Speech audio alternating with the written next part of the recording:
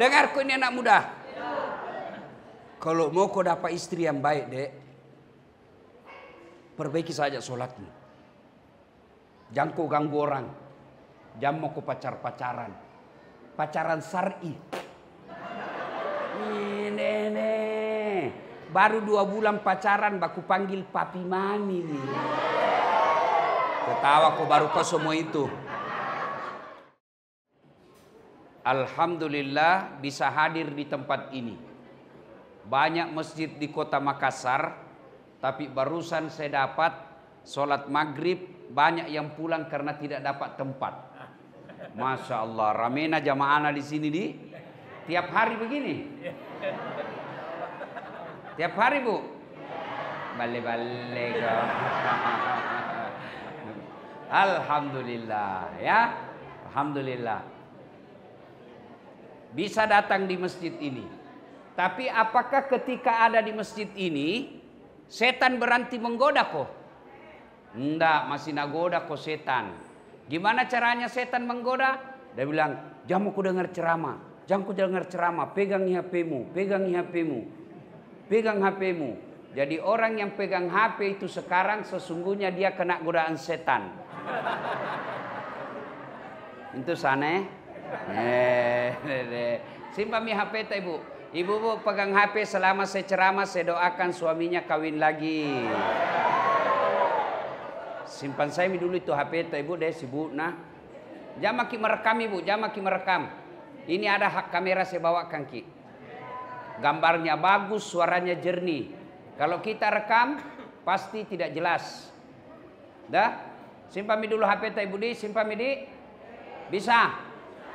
Bisa? Saya tahu jamaah Macini, Masya Allah hebat. Jadi simpan dulu HP-nya, bisa? Ini nanti kalau mau ki nonton ini ceramah malam ini, nanti coba di YouTube. Ya, buka ki YouTube ceramah maghrib Masjid Macini. Muncul ini. Jangan lupa like and share. Bisa ibu? Bapak ibu saudara-saudara sekalian, teristimewa yang hadir di tempat kita ini ada kakanda saya Haji Muhlis, anggota DPR kalau tidak salah di. Iya. Tapi masih ada balehona kuliah. Berarti masih maju biar mudah ya mau maju mau semua. Ya, ada juga di sini pelatihku waktu saya main drum band di Pertamina. Kak Darul dipanggilkannya. Ini yang undang Kak datang ke tempat ini. Ada juga teman saya Haji Nas yang hadir di tempat ini, gambar kuliah. Lebih gagah dari saya. Tapi saya penuh pesona. Mana buktinya mau semua kau foto sama saya toh? Yuk Bapak saudara-saudara sekalian, saya mau tanya, tolong jawab dengan jujur. Ada ndak di sini? Ada di sini kira-kira yang pernah tidur ndak pernah bangun-bangun dari pagi sampai pagi lagi? Ada kira-kira dari pagi, malam, tengah malam, subuh sampai pagi lagi. Ada kira-kira pernah tidur seperti itu? Ada? Tidak pernah. 1 hari saja tidak pernah. Dan orang kalau tidur 24 jam bangun pasti pening kepalanya. Ya toh? Tapi kalau Allah yang mau, ada manusia tidur. Berapa lama dia tidur? 309 tahun. Deh? Woi kacuping. Dengar Saiko. Berapa lama dia tidurin orang? Bukan 1 hari, bukan 1 tahun, bukan 10 tahun. Berapa lama? 309 tahun. Siapa bilang? Buka ke Quran. Itulah yang disebut kisah Ashabul. Ada itu. Kalau masih percaya ke Quran, harus kau percaya ini. Kalau kau tidak percaya, imanmu tidak sempurna. Ibu, sibuk natong itu bu merekam. Simpan dulu HP tadi. Bu, woi, ada ndak di sini yang pernah masuk perut ikan? Ada? Kalau saya, ikan masuk perutku. Tidak mungkin manusia bisa hidup dalam perut ikan. Tapi kalau Allah yang mau, ada manusia yang hidup dalam perut ikan 40 hari lamanya. Siapa? Nabi Yunus alaihi salam. Siapa bilang? Buka surah Yunus. Ada dalam Quran. Kau tidak percaya, berarti tidak beriman kau. Bu. Ada janda di sini? Banyak. Ada duda di sini? Bak urus sama kau sebelum pemilu.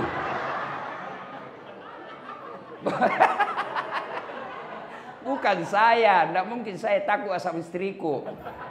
Ibu, bisa ndak perempuan hamil belum bisa selesai celaka? Bu, bisa ndak perempuan hamil tidak pernah disentuh laki-laki? Bisa ndak? Menurut ilmu kedokteran tidak mungkin. Tapi kalau Allah yang mau, bisa. Siapa? Nabi. Mamanya Nabi. Siapa namanya? Siti Maryam. Wanita suci. Tidak pernah disentuh laki-laki. Melahirkan Isa alaihissalam. Siapa bilang? Al-Quran. Mana? Surah Maryam. Kalau kau tidak percaya, Islammu tidak sempurna. Cuma sekarang banyak tuh perempuan mau saingan Siti Maryam. Hamil dari suaminya, beleng-beleng. Ya, Bu, Bu, bisa ndak orang dibakar dalam api yang sangat besar? Belum bisa selesai. Ini memang perempuan ras terkuat di bumi. Lihat kok dikasih Allah alis yang bagus, bikin sena cukur. Itu hebat itu perempuan itu. Bisa ndak, Bu? Manusia dibakar dalam api yang sangat besar, satu lapangan Karebosi, di tengah-tengah dibakar, keluar kedinginan. Bisa ndak? Bisa ndak? Tidak mungkin api rokok saja diinjak lompat maki. Tapi masih ingat kisahnya itu Nabi Ibrahim. Kan dibakar itu.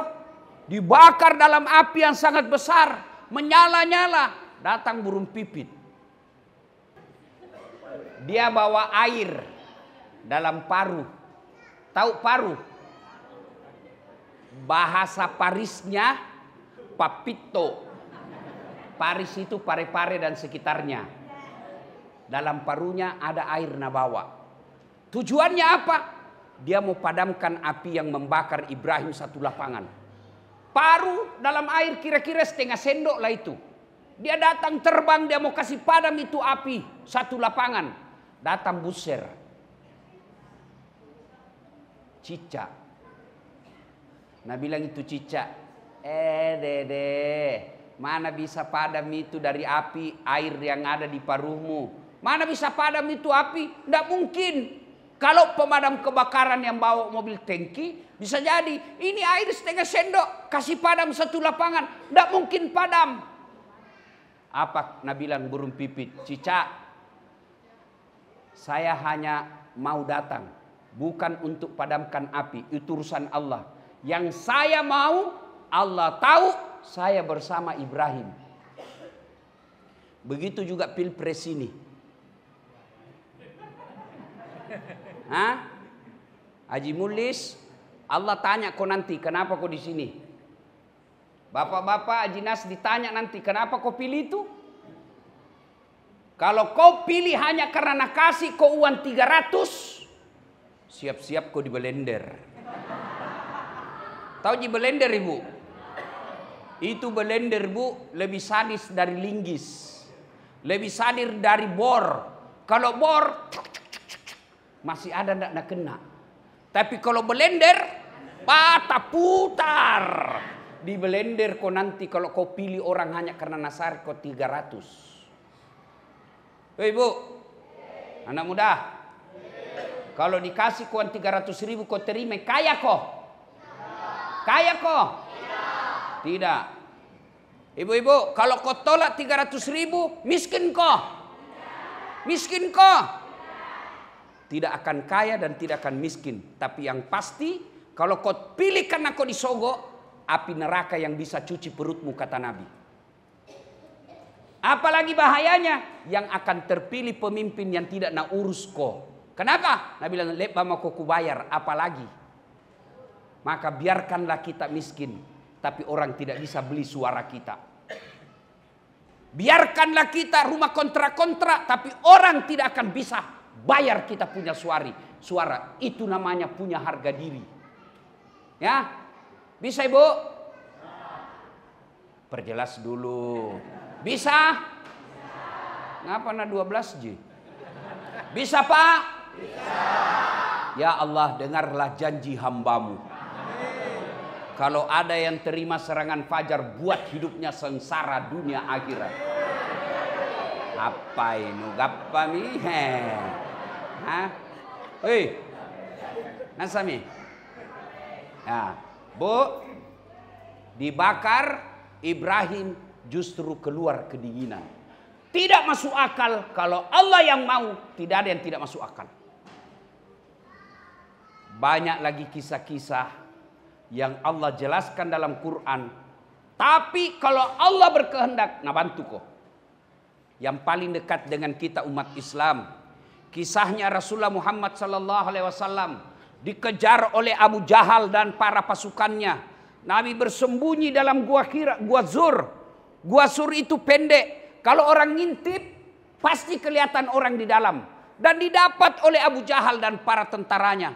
Nabi di dalam bersama Abu Bakar Siddiq. Diintip, Abu Bakar berkata kalau bahasa Makassar, "Mak maki, mati, digappa maki, didapat maki ini."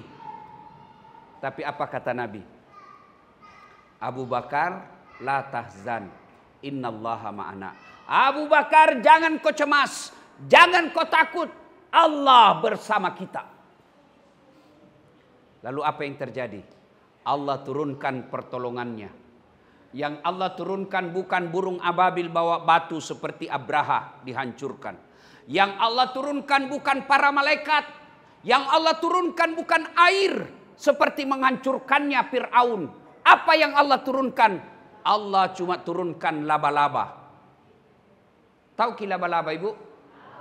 Tahu ki laba-laba dek? Garangkang. Tahu laba-laba? Spider. Ya toh? Ada itu yang Spiderman. Ku coba-coba itu, udah keluar nih. Spider, laba-laba. Lihat ku itu sarang laba-laba deh. Lihat ku itu sarang laba-laba. Kau ambil pulpenmu, simpan di atas sarang laba-laba, pasti robek itu sarang laba-laba. Tapi apa yang terjadi? Sarang laba-laba yang robek, yang rapuh itu, yang hanya bisa ditumpangi oleh laba-laba saja, bisa mengalahkan tentara khususnya Abu Jahal. Apa Nabi bilang Abu Jahal? Tidak mungkin ada manusia di dalam. Kalau ada manusia di dalam, pasti robek ini sarang laba-laba. Kan logikanya begitu. Akal sehat bilang begitu. Kalau ada manusia, pasti robek ini sarang laba-laba. Begitu ngintip lagi, wih, terbang burung merpati. Nah bilang Abu Jahal, tidak mungkin ada. Kalau ada manusia, ini tadi pasti tidak ada di dalam. Padahal Abu Bakar, mati didapat. Akhirnya mereka tinggalkan. Kalau Allah yang mau, tolong kok kecil lunas utangmu. Kecil itu pitana suci. Kecil itu sembuh dari penyakitmu. Yang penting dekati Allah. Kalau Allah sudah dekat sama kamu, kecil nak kasih kau ini dunia. Adik-adik, siapa yang punya ini dunia? Siapa? Allah. Berarti tidak mungkin kau punya di dunia kalau yang punya dunia kau jauhi. Pak, saya misalnya ada mobil, saya yang punya. Ini punya, saya punya mobil. Bertetangga Ki, ada masalah tak soal mobil. Datang Ustadz, pinjam dulu mobil tak. Saya kasih pinjam Ki kalau baik Ki sama saya. Toh, selalu Ki datang bawa kangak pisang goreng. Pagi-pagi pergi ngopi kita bayar kangak. Jangan ketawa, serius Kak ini. Toh, sakit Kak datang Ki jenguk Kak. Begitu kita bilang Ustaz pinjam kangak mobil. Pasti saya bilang pakai Maki. Pakai Maki. Ini pembeli bensin. Pakai nih. Kenapa? Baku baik Ki. Tapi sebaliknya, Bapak tidak pernah baik sama saya. Tidak ku kenal. Tidak pernah ketemu. Tidak pernah saya tahu kita. Assalamualaikum Ustaz. Waalaikumsalam. Pinjam saya mobil lu. Siapa kira-kira ku telepon? Kapolsek. Jaka lagi pak kepala talang ini. Jaka lagi coba.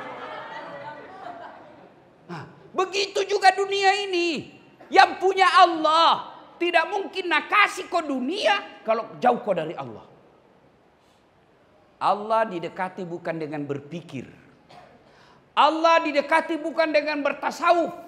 Allah didekati dengan beramal baik, ibadah namanya. Dan ibadah sedekat-dekat Allah. Kata Allah, sedekat-dekat aku dengan hambaku ketika dia sujud. Itu paling dekat. Jadi kalau ada orang bilang, yang penting hatimu baik, yang penting hatimu bagus, mana kau tidak sambayang. Biasa itu anak muda bilang begitu toh. Cocoki. Setuju anak kene. Kan dia juga tidak sambayang. Kalau ada orang bilang yang penting hatimu baik, mana tidak sambayang kau, siapa nabimu? Adakah kalah baik sifatnya Nabi Muhammad? Adakah kalah baik ibadahnya Nabi? Adakah kalah baik bersih hatinya Nabi? Tapi beliau tetap sholat. Ada lagi yang bilang begini, Ustaz, tidak bisa pas sambayang saya Ustaz. Kenapa? Masih suka ka botoro. Botoro tom mako, tenatong ko sambayang 2-0. Puna sambayang ko botoro satu sama. Seri, imbangi. Mana kau suka PSM main 1 sama 2-0? Di BT PSM 2-0 dengan 1 sama. Mana kau suka? Kalau saya 0-2. Ndak botoro sambayang poeng. Itu mi. Pak. Bu. Pak. Bu. Banyak itu gambar caleg kita lihat. Boy, saya pusingan lihat ibu. Ndak ada mi pohon di Makassar ndak dipaku. Saya tanya itu kenapa kau pasang baleho? Nah bilang supaya terkenal Ki. Kenake? Tidak balehoku terkenal. Cocoki. Coki. Nasenyo coki. Cocoki. Iya, banyak orang pasang baleho, orang bilang siapa ini? Baru hati-hati saya kuliah baleho. Hati-hati. Kenapa? Banyak kuliah caleg, de gamara na baleho na. Mulus, cantik. Sekali nak ketemu Ki,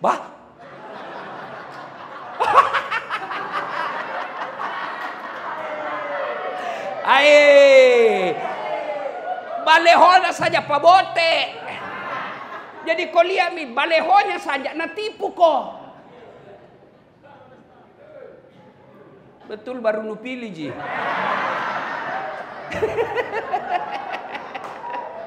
Hancur kau. Baleho to, ada tong kuliah aslinya pakai kepala talang. Kenapa? Itu nanui potona to dibawa ke kepalana. Dibawa ke kepalana, baru udah bilang apa? Siap jungkir balik untuk rakyat.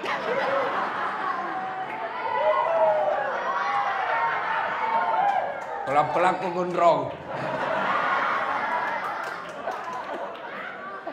Dek, maka hati-hati. Ya, perbaiki saja solatmu. Kecil buat Allah kasihku. Kecil. Jangan dulu beri cerita yang lain. Sembahyang morong. Termasuk tadi yang caleg banyak tak gantung-gantung.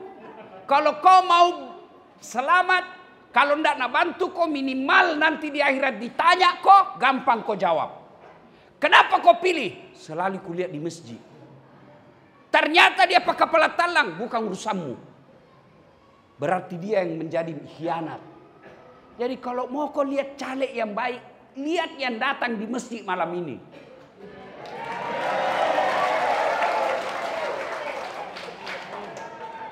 Hei, begitu juga calon presiden.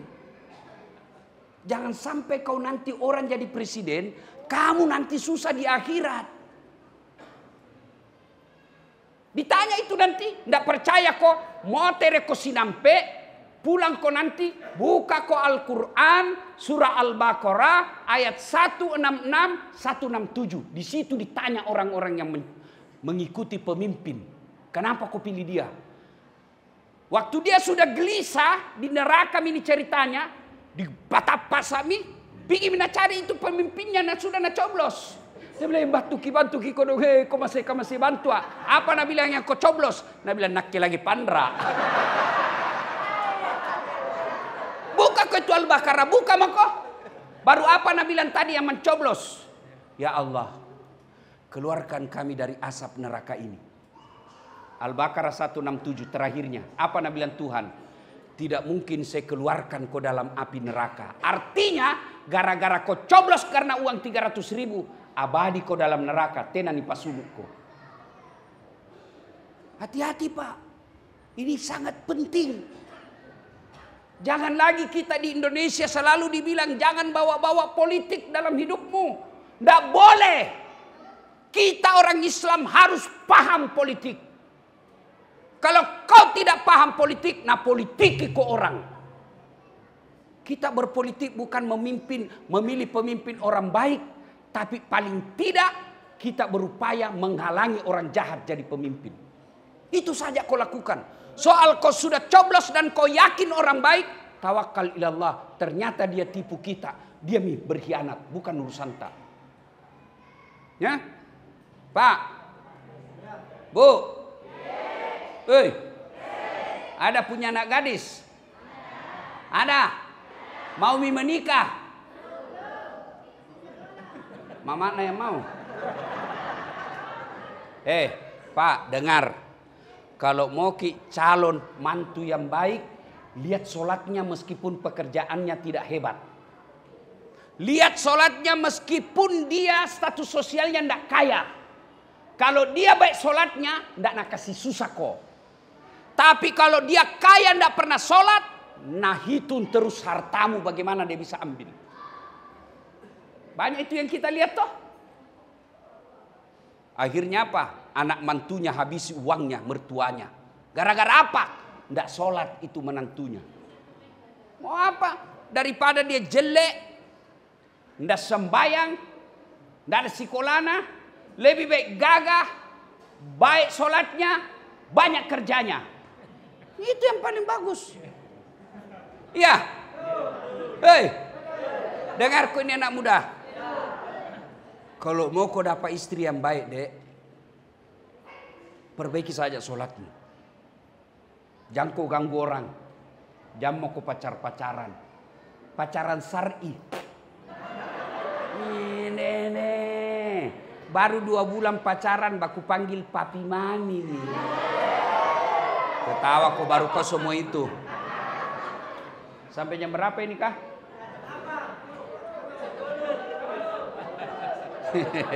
Eroro nu. Jam berapa Isa? Jam 7.30. Jam 7? 29. Nah, 29. Berarti Pak, Bu, sholat ini jadikan selalu pertimbangan. Mau kau pilih caleg, lihat sholatnya. Mau kau pilih kepala daerah, lihat sholatnya. Kalau mau kau cari menantu, lihat sholatnya. Mau kau cari istri, lihat sholatnya. Adik-adik gadis di sini, kalau ada cowokmu jalan kau sama-sama, namomi masuk asar gelisai, dek, bah, kak, momi asar ini kau dong. Kenapa dek? Belum pas sembahyang duhur, harapan itu. Tapi kalau jalan aja kau nak bilang sembahyang belum pas sembahyang duhur, dia bilang besok pi lagi. Tinggallah minjo, ya. Perbaiki sholat. Adik-adik, mau kau baik hidupmu? Sembahyang kau saja. Ini juga takbir masjid. Kalau ada anak-anak kasihan begini ke masjid, ya, jangan kau usiri. Ribu Ustadz, namanya anak-anak. Betul?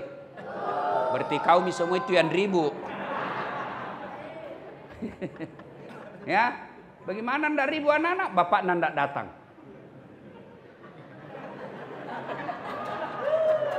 Iya toh? Anak-anak mau pisah sembahyang, apa nak bilang? Pak, mau gak ini pisah sembahyang deh. Kulihat temanku semua pergi masjid. Belikan saya songkok. Apa nak bilang bapak? Nah, itu ada songkok nan nenek dulu pakai. Anak-anak nomor 5, songkok nan nenek nan nomor 9. Akhirnya tak lempar-lempar sekolah. Sujud jatuh di sini. Nabi bilang minta mana? Pak Doja. Nggak mau pergi masjid. Gara-gara apa? Songkok. Coba lihat itu beda. Orang Kristen. Coba lihat orang Kristen. Kalau dia pergi sembahyang itu di rumah ibadahnya, apa nak bilang? Nah simpang itu anak-anak di sini. Dengar kau pendetamu. Di sini tuh nak simpang. Baku samping. Tapi kita orang Islam pergi bawa anak-anak masjid. Kau nak? Sini kau. Bapak nak di sini. Oh anak pergi mau kau main. Naik di atas pasimbung. Ya.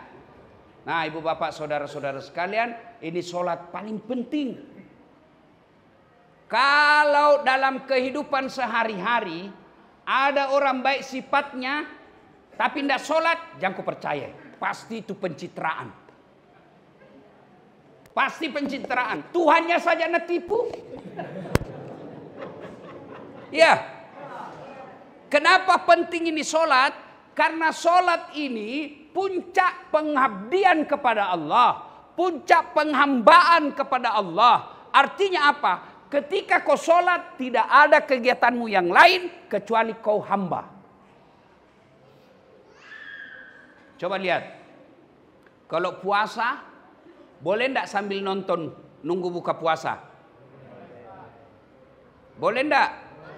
Ceramah? Bisa. Ketika haji, boleh enggak nyanyi sambil tawaf? Boleh. Lagi tawaf, labbaik Allahumma labbaik, labbaik la syarika laka labbaik, innal hamda wan ni'mata laka wal mulk la syarika. Mau ki umroh? Mau? Nah, daftar ki di travelku tanggal 19, tanggal 12 Februari kita pi umroh sama-sama. Ya. Nah, Bapak saudara-saudara sekalian, ketika umroh, haji, boleh sambil dagang, boleh. Ketika bayar zakat, boleh enggak sambil nyanyi? Boleh. Tapi ketika sholat, boleh kau dagang? Allahu Akbar. Haji, berapa gas? 25.000. Pasti batal. Lihat toh? Allahu Akbar. Darah muda, darah nafas. Pasti batal. Itulah makna sholat puncak penghambaan kepada Allah. Karena tidak boleh ada kau lakukan kecuali nyembah kepada Allah. Ada yang bilang begini. Kenapa pali itu tetanggaku Ustaz? Rajinna sembahyang no kodong na 30 tahun ini ngontrak-ngontrak terus. Karena Allah tahu kalau ada rumahnya berhenti sembahyang. Allah kasih kau yang terbaik. Kenapa pale itu kasihan? Tetanggaku rajin nama mau berjamaah di masjid. 5 tahun menikah. Minta anak tidak dikasih. Karena Allah tahu kalau ada anaknya. Dia anaknya cacat dan dia bisa ngurus. Kenapa paling lama berdoa Ustaz tidak dikasih? 7 tahun mi berdoa tidak dikasih. Saya bilang, siapa kocok? Nabi Zakaria itu minta anak sejak usianya 21 tahun. 21 tahun dia sudah berdoa, ya Allah berikan saya keturunan. Tapi kapan Allah kabulkan? Allah kasih keturunan 90 tahun pi. Berapa tahun itu? Dari 21 ke 90. Berapa? 79 tahun berdoa. Baru Allah kasih. Kau berdoa kau pagi, mau kau dikasih malam. Baru kau pakai kepala telang. Mana istri nun tipu ji. Memangnya ada orang dalam. Tidak pernah sembahyang. Mau masuk surga. Kok kira ada urus kau nanti di akhirat. Sembahyang ji tahu Ustaz. Tapi hari Jumat ji. Jopoin terlambat datang paling cepat pulang. Ya, sholat. Kalau sholat baik, insya Allah. Saya sudah sholat Ustaz. Jangan puas sampai di situ. Tambah dengan sholat-sholat sunnah. Sudah sholat sunnah juga Ustaz. Jangan puas sampai di situ. Ayo datang berjamaah di masjid. Ibu bapak saudara-saudara sekalian. Qad aflahal mu'minun kata Allah. Maka beruntunglah orang-orang yang beriman. Siapa kata Allah orang yang beruntung dalam sholatnya? Alladzina hum fi sholatihim khasi'un. Mereka yang khusyuk dalam sholatnya. Mungkin ini saja yang saya sampaikan. Menunggu waktu Isya yang lagi 10 menit. 15 menit. Mungkin ada yang mau bertanya, silakan. Kepada saudara-saudara kami orang Papua yang mau menerima kedatangan kami di tanah ini. Dengan lapang dada, saudara-saudaraku yang orang kata kulit hitam, rambut keriting. Sehingga kami bisa cari nafkah dan hidup beribadah di tanah Papua. Sebagai tanda terima kasih kalian pendatang, bangun kampung ini. Jangan lagi kau berkata saya orang Jawa, saya orang Bugis, saya orang Padang. Kalian bukan orang siapa-siapa. Kalian rakyat Indonesia yang diikat sila ketiga Persatuan Indonesia. Saudara-saudara, dengar baik-baik. Pemilu sudah selesai. Pilcaleg selesai. Masih ada pilkada. Bulan 11. Jangan kau pilih orang karena kau coblos dia 300.000. Jangan kau pilih orang karena dia kasih kau duit. Tapi pilihlah yang betul-betul kamu yakin bisa membawa kemajuan di tanah Papua. Ya? Bisa? Bisa? Kalau orang masuk neraka korupsi 50 miliar, masih dibilang dunia enak. 50 miliar dia nikmati. Tapi kalau 300.000 masuk neraka, itu namanya beleng-beleng. Ya. Wa qalaidan bismillahirrahmanirrahim. Innallaha wa malaikatahu yusalluna 'alan nabi. Ya ayyuhalladzina amanu sallu 'alaihi wa sallimu taslima. Sesungguhnya Allah dan para malaikatnya bersalawat kepada Rasulullah Muhammad sallallahu alaihi wasallam. Maka wahai orang-orang yang beriman, bersalawatlah kalian kepada Rasulullah dengan sebaik-baik salawat. Maka saya mau ajak bersalawat. Bisa? Bisa? Kita tanding mana lebih kencang suara emak-emak dengan bapak-bapak. Bisa? Nah, yang merasa jenis kelamin bapak-bapak diam. Ibu-ibu dulu, emak-emak. Bisa? Bisa? Ayo ikut salawat bareng-bareng. Bapak-bapaknya diam, laki-laki diam. Sekarang perempuan, ayo salawat bareng-bareng. Salatullah ala toha. Yang di luar, yang di luar ayo. Salatullah salam ala yasin. Masya Allah, nilainya 9,5. Oke, sekarang ibu-ibu diam, bapak-bapaknya yang merasa jenis kelamin laki-laki. Ayo, jangan mempermalukan jenis kelamin kita. Ayo. Ayo Pak, ayo Pak, ayo. Salatullah salamullah ala toha Rasulillah. Salatullah ala Yasin. Nilainya 9,7.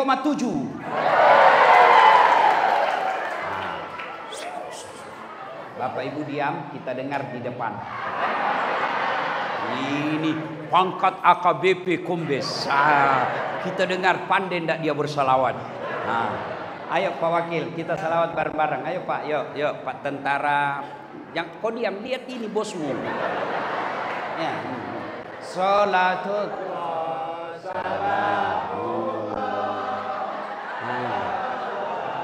Rasul. Salatullah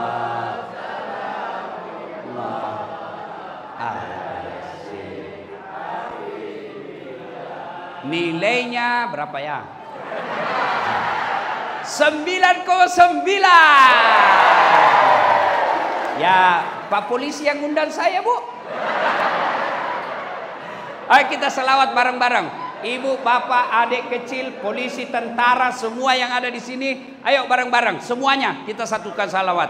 Salatullah, salamullah ala toha Rasulillah. Salatullah, salamullah ala Yasin Habibillah. Tawassalna bismillah wa bil hadi wa kulli mujahidi lillah bi ahlil. Sudah. Nah, saya mau tanya, mana lebih kencang tadi, ibu-ibu dengan bapak-bapak? Mana lebih kencang bapak-bapak dengan pejabat? Mana lebih kencang bapak-bapak dengan semua yang tadi? Semua yang tadi. Berarti makin satu makin besar. Makin kecil, makin sedikit, makin kecil. Berarti kalau mau besar ini kabupaten harus bersatu.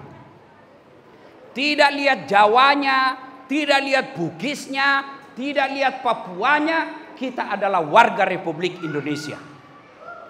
Itu namanya persatuan. Nabi pernah berkata, Nabi tanya, atadruna manil muflis? Saudara-saudara sekalian, kamu tahu siapa yang bangkrut nanti di akhirat? Tahu bangkrut? Tahu bangkrut? Bugis bilang capu, rogi. Tahu enggak siapa yang bangkrut nanti di akhirat? Sahabat bertanya, yang tidak sholat ya Rasul. Nabi bilang dia sholat. Yang tidak puasa ya Rasul, dia puasa. Senin Kamis juga lancar. Yang tidak haji ya Rasul, dia haji bahkan umroh. Yang tidak bayar zakat ya Rasul, dia bayar zakat harta dan zakat fitrahnya. Heran sahabat, kalau begitu siapa yang bangkrut ya Rasul? Nabi menjawab, jarusu wahatiur rahim. Tetangga yang jahat sama tetangganya dan yang memutuskan tali persaudaraan. Lalu sahabat bertanya, bagaimana caranya bisa bangkrut? Nah dia sholat, dia puasa, dia zakat, dia haji, kok bisa bangkrut? Kata Nabi, betul, hablum minallahnya baik, hubungan ibadah mahdanya kepada Allah baik, tapi sayang di komplek tidak ada yang senang. Dia baik sholatnya, hitam jidatnya, tapi sama tetangganya tidak ada yang senang. Dia setor nanti sholatnya, ya Allah ini sholatku. Datang tetangganya, tunggu dulu. Saya pernah tetangga itu di Papua. Saya difitnah, katanya anakku yang lurus rambutnya bukan anaknya suamiku. Karena suamiku keriting rambutnya. Gara-gara fitnahnya saya dihina. Saya dipermalukan, akhirnya saya tinggalkan komplek gara-gara dia itu fitnah saya. Saya minta keadilan. Allah berfirman, ya sudah ambil sholatnya itu. Sudah habis sholatnya 10 tahun. Dia setor lagi puasanya. Ya Allah ini puasaku 10 tahun. Datang lagi tetangganya, tunggu dulu. Saya pernah sama-sama caleg di Papua. Dia fitnah saya. Katanya mobilku hasil korupsi. Mana bisa pegawai biasa punya mobil. Dia fitnah saya. Gara-gara fitnahnya saya dimutasi menjadi staf ahli. Ahli yang tidak ada stafnya. Saya minta keadilan. Allah berfirman, ya sudah, ambil puasanya. Habis sholatnya, habis puasa. Dia setor lagi hajinya. Ya Allah, ini hajiku. Datang lagi, tunggu dulu. Saya pernah diserobot tanahku 2 meter. Saya mau lapor polisi, tamanna polisi. Gara-gara dia serobot tanahku, saya tidak punya got. Setiap hujan pasti banjir rumah saya. Kelakuannya ini. Allah berfirman, ambil hajinya. Habis amalnya Pak, habis. Puasa habis, sholat habis, haji habis, zakat habis. Masih ada yang datang. Saya juga pernah disakiti. Dia bilang yang banyak amalnya tadi. Ya Allah, bagaimana lagi caranya? Nah, sudah habis amalku ini. Allah berfirman, ambil dosanya orang yang pernah kau sakiti. Itulah makna orang bangkrut. Biar hitammu sholat, jidatmu hitam. Puasa kau Senin Kamis, depan rumahmu tidak suka karena parkirmu. Samping rumahmu tidak senang gara-gara gotmu. Samping kirimu tidak senang gara-gara peliharaan ternakmu. Belakang rumahmu bertengkar gara-gara sampahmu. Kamu bukan orang soleh di hadapan Allah.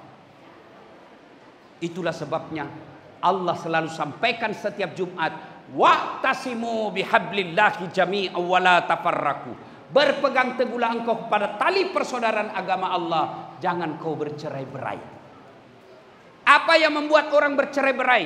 Apa yang membuat orang bermusuhan? Satu, pemilu, pilkada, pilcaleg.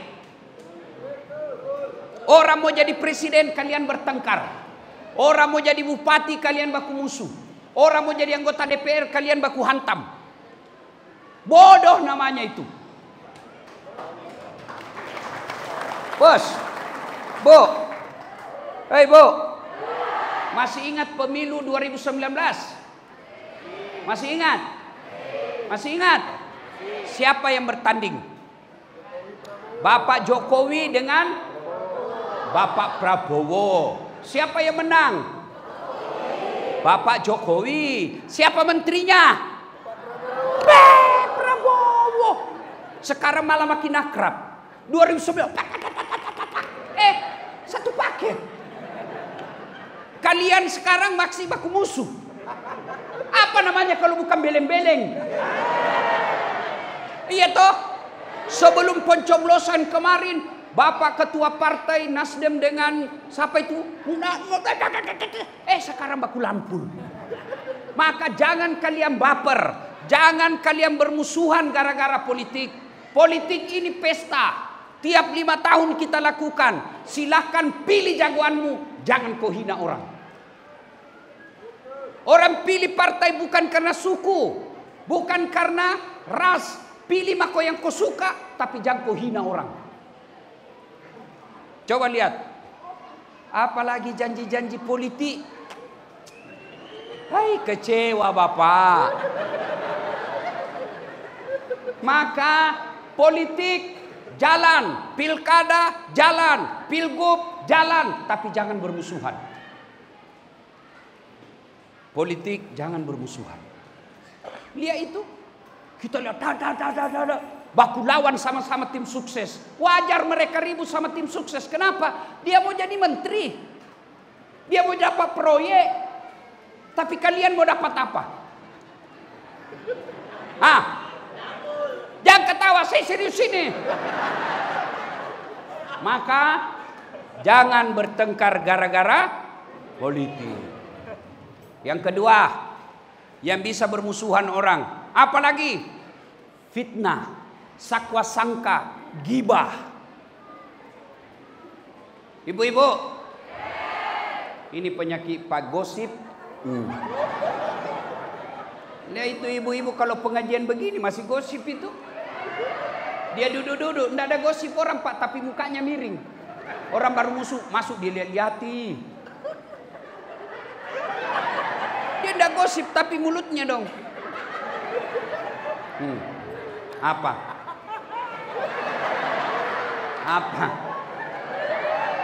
Tidak serasi kudungnya sama roknya. Dia bilang, iya kayak umbul-umbul. Orang kalau kau cerita pasti marah. Marah, dia pisah. Dia tinggalkan. Bahkan saya pun dia gosip. Saya lewat tadi ada yang gosip saya. Dia bilang, itu juga bajunya yang viral. Tukang gosip. Orang kau cerita, dia tidak bisa lawan. Lambat laun dia tinggalkan, putus persaudaraan. Sekarang, dulu orang gosip mesti ketemu. Dulu orang berfitnah mesti baku hadapan. Sekarang satu di Maroke, satu di Timika, satu di Makassar, satu di Surabaya, satu di Jakarta. Siapa dia gosip? Temannya yang lagi umroh di grup WhatsApp. Ingat, ada sekarang undang-undang IT. Anda sebarkan berita bohong, Anda sebarkan berita fitnah, keberatan yang ada dalam situ, dia lapor, masuk di penjara. Begitu diperiksa sama polisi, saya tidak tahu Pak. Andai saya tahu, tidak. Apalagi sudah jadi BAP-mu. Maka hindari gosip. Ibu-ibu, kalau diajak kau gosip orang, ucapkan na'udzubillah bin zalik. Kita berlindung kepada Allah dari keburukan seperti itu. 3. Penyebab orang pecah belah. Apa itu? Sakwa sangka. Sangka buruk. Orang kalau sangka buruk pasti tidak tenang hatinya.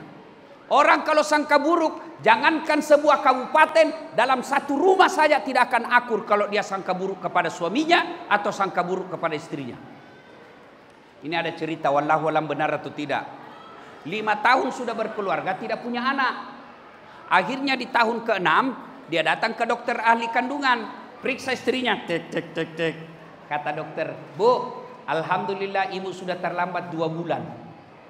Kata istrinya, alhamdulillah, terima kasih dok. Dia telepon suaminya, Pak, alhamdulillah saya sudah terlambat 2 bulan. Kata suaminya, alhamdulillah, sujud syukur. Kata suaminya, jangan kau cerita nah. Kalau kau cerita tidak jadi, malu lagi kita. Oke, rahasia berdua. Iya Pak. Selang beberapa hari datang petugas PLN. Assalamualaikum. Kata ibu, waalaikumsalam. Siapa ya? PLN. Kenapa Pak? Ibu terlambat 2 bulan. Kenapa bisa dia tahu saya terlambat ini? Dia mulai sakwa sangka sama suaminya. Pasti ini suamiku lagi yang cerita ini. Pasti dia lagi cerita, hanya rahasia berdua. Pasti dia yang kasih bocor. Datanglah suaminya jadi dari sawah. Assalamualaikum sayang. Apa sayang? Kamu memang pembohong. Apalagi, kenapa itu PLN tahu saya terlambat 2 bulan? Pasti kau yang kasih bocor. Dia bilang suaminya, bukan saya. Suaminya marah, dia datang ke PLN. Ada apa kau tahu istriku terlambat 2 bulan? Dia bilang, ada catatannya Pak. Hapus itu catatannya. Boleh hapus Pak, tapi Bapak bayar dulu. Kalau saya tidak mau bayar, ya terpaksa punyanya Bapak diputus. Kalau punya aku diputus, apa nak pakai istriku di rumah? Terpaksa Bapak istrinya pakai lilin. Inilah kalau sakwa sangka, putus persaudaraan. Kamu telepon orang tidak dijawab, sangka baik. Oh, ibu-ibu, telepon suami jam 7 pagi tidak dijawab. Oh, berarti suamiku lagi sholat duha. Telepon jam 12 tidak dijawab. Oh, sholat berjamaah duhur. Telepon jam 4 sore belum dijawab. Oh, berarti ketinggalan HP-nya. Begitu masuk WhatsApp, saya lihat suamimu bonceng cewek, cantik betul. Oh, berarti suamiku lagi ngojek. Tenang perasaan. Ya Bu. Hei, sangka baik. Orang yang sangka buruk, lambat laun putus persaudaraan. Dan kalau sudah putus persaudaraan, bisa bangkrut. Maka Nabi katakan, umatku itu seperti badan ini. Coba lihat badan kita Pak. Tangan kanan gatal tanpa disuruh kiri yang garuk. Tangan kiri yang gatal tanpa diundang kanan yang garuk. Gatal dua-duanya kerja sama. Iya toh? Iya. Ada anak muda malam Ahad pergi menyatakan cinta. Jalan-jalan. Tiba-tiba padam lampu. Tahan tuh kakinya. Tuk. Kaki tahan tuh, otomatis semua badan ikut merasakan. Kakinya tahan tuh, apa yang pertama teriak? Mulut. Waduh. Sudah itu mata mencari. Yang ketiga tangan mengusap. Yang keempat mulut meniup. Iya toh? Padahal kaki yang luka semua ikut merasakan. Tidak ada orang tahan tuh kakinya. Rasa kok, piko jalan kok lagi. Iya kan? Begitu mestinya kita di tanah Papua. Satu sakit, yang lain ikut merasakan. Ada yang ganggu bupati kita, rakyat tanah Papua. Jangan kau ganggu bupati. Kalau kau ganggu bupati, kami rakyatnya akan kau lawan. Ada yang coba ganggu tentara polisi, jangan ganggu tentara kami. Jangan ganggu polisi kami. Kalau kau ganggu tentara polisi kami rakyat di sini kau lawan. Polisi juga begitu. Jangan kau tipu rakyat kami. Kalau kau tipu rakyat, saya penjara kamu. Itu yang namanya uhuwa, saling bersatu. Coba lihat tangan kita ini Pak. Kalau dia kompak, 5 jari bisa jadi tinju. Kalau dia ganggu orang istri tak, 5 jari, 1. Tapi kalau dia cuma jari kelingking, apa bisa nak kerja ini?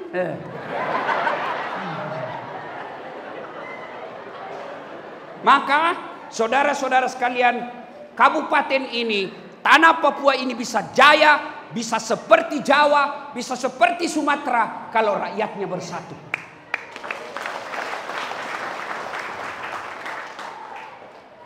Jangan berpecah belah. Pilihan boleh beda, tapi jangan bermusuhan. Kepada saudara-saudara kami orang Papua yang mau menerima kedatangan kami di tanah ini, dengan lapang dada, saudara-saudaraku yang orang kata kulit hitam, rambut keriting, sehingga kami bisa cari nafkah dan hidup beribadah di tanah Papua. Sebagai tanda terima kasih kalian pendatang, bangun kampung ini. Jangan lagi kau berkata saya orang Jawa, saya orang Bugis, saya orang Padang. Kalian bukan orang siapa-siapa, kalian rakyat Indonesia yang diikat sila ketiga Persatuan Indonesia. Cari satu, bersatulah. Pesan yang kedua, Bapak Ibu, tidak ada orang tidak ada masalahnya. Apalagi kalian para perantau. Mana ada orang tidak ada masalahnya? Ini di depan saya. Muka-muka penuh masalah semua ini. Ya, ini yang bicara. Kok kira tidak ada masalahku? Banyak masalah saya Pak. Saya ini laki-laki jarum super. Jarang di rumah suka pergi. Tapi saya bukan laki-laki jisamsu. Janji manis nyatanya palsu. Masya Allah. Apa masalah saya? Selalu jauh dari keluarga. Mamanya cek selalu komplain. Kenapa kau jarang di rumah? Jalan-jalan aja. Datang 1 hari, pergi 1 bulan. Saya cuma tidak marah. Saya tidak kecewa. Saya tidak marah. Saya cuma jawab lagu. Tiap hari engkau ku tinggal pergi. Bukannya aku sengaja. Demi kau dan si buah hati. Terpaksa aku harus begini. Ya. Masya Allah. Ini tanya Pak Wakil. Semua yang kerja di kantor bupati ada masalahnya. Apa masalahnya waktu mahasiswa? Mau jadi pegawai. Sudah pegawai, sudah selesai masalahnya? Tidak. Mau jadi kepala bagian. Sudah jadi kepala bagian, selesai masalahnya? Tidak. Mau jadi kepala dinas. Sudah kepala dinas, selesai masalahnya? Tidak. Mau jadi sekda. Sudah jadi sekda, selesai masalahnya? Mau jadi wakil bupati. Sudah wakil bupati, selesai masalahnya? Mau jadi bupati. Sudah jadi bupati, selesai masalahnya? Mau 2 periode. Sudah 2 periode, ditangkap KPK. Semua ada masalah. Ini lihat. Ini bapak-bapak polisi. Yang 1 bunga itu namanya kompol. Selesai masalahnya? Tidak. Mau jadi AKBP, 2 bunga. Sudah 2 bunga, selesai masalahnya? Mau 3 bunga. Sudah 3 bunga, mau jadi jenderal bintang 1. Sudah jadi jenderal, selesai masalahnya? Pensiun. Mana tidak ada masalahnya? Paling besar masalahnya nih bapak-bapak polisi takut semua sama istrinya. Biar Pak Kapolda. Mana ada polisi tidak takut sama istrinya? Saya bilang temanku, bukan kita takut sama istri Ustaz. Cuma ini istri selalu melapor sama istrinya komandan. Dan komandan juga takut sama istrinya. Kalau saya komandan tidak takut sama istri. Tidak ada orang Bugis takut sama istrinya Pak. Tidak ada. Ya betul Pak. Tidak ada orang Bugis takut sama istrinya. Cuma istrinya lebih berani. Salatullah ala Tuhan Salatullah ala Yasin. Semua orang punya masalah. Para nabi ada masalah. Bapak polisi ada masalah. Bapak-bapak tentara ada masalah. Wakil bupati ada masalah. Ulama ada masalah. Dasat ada masalah. Semua kita punya masalah.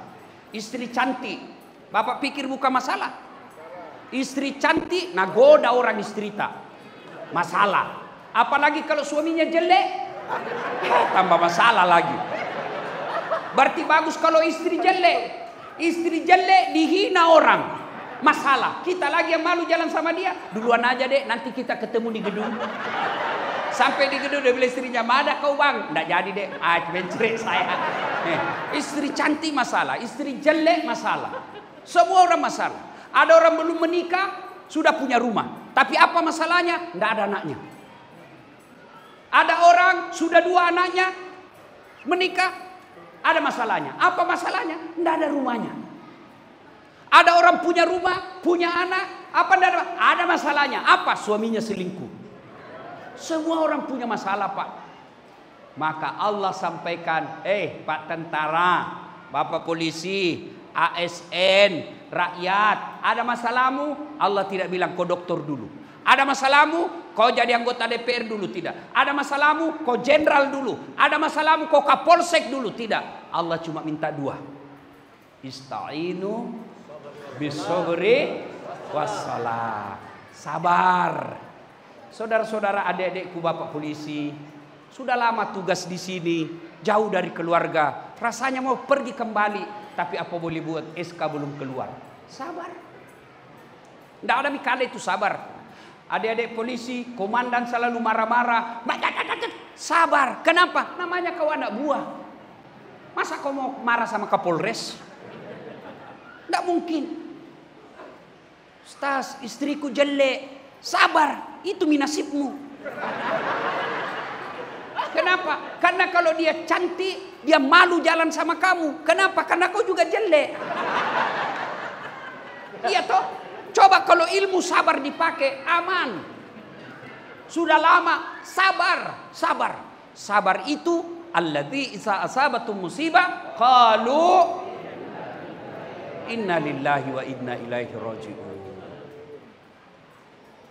Marah-marah istri, inna lillahi wa inna ilaihi raji'un.